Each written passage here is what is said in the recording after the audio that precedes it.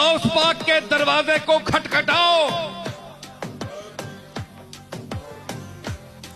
तुम्हारा पीर वो है जो सारे पीरों का पीर है, जो पीरे दस्तगीर है, अली का वजीर है, नबी का मुशीर है, औलिया का अमीर है, गरीबों का दस्तगीर है।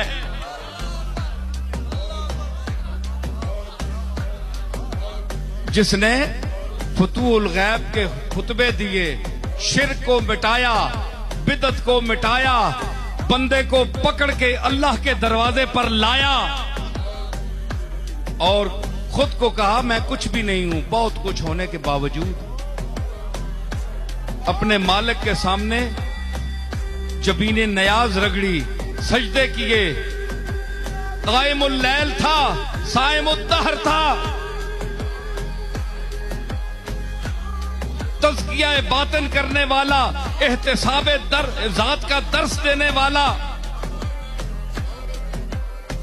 गरीब तलबा की खिदमत करने वाला, उनको दरवाजे तक पहुंचाने वाला, रुखसत करने वाला, अमीरों के साथ ताज्जुज़ बरतने वाला, शाहाने वक्त हाजिरी की इजाजत चाहें तो गौस पाक कहें मेरे पास वक्त नहीं है, मेरे पास वक्त नहीं है, दरवाजा बंद कर दो।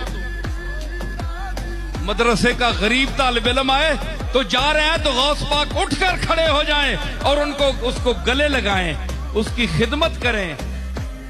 ये वो गौस पाक है, समझ आई? उसके मुरीद हो जाओ, उसके अकीदे को अपनाओ, सिर्फ 11वियां ना खाओ, सिर्फ 11वियां ना खाओ। आजकल वो भी गौस पाक को मानते हैं, दावा करते हैं, जिन्होंने गौस पाक की तालीम को कभी नहीं देखा, फतूल गैब का दरसे तौहीद नहीं पढ़ा और 11वियां मनाते हैं, हलवे खाते हैं, पैसे बटोरते हैं। गौस पाक को 11वियों के लिए इस्तेमाल न करो, उसका नाम कैश न करो, चाहे उसकी कोई औलाद है या उसका कोई मानने वाला है। जो औलाद है उसको मैं कह रहा हूं कि उसका ये दादा बहुत बड़ा दादा है, बहुत बड़ा पीर है, ये रसूलों का वजीर है, रसूलों की नियाबत में काम करने वाला है। वही मिजाज है जो रसूल का मिजाज है।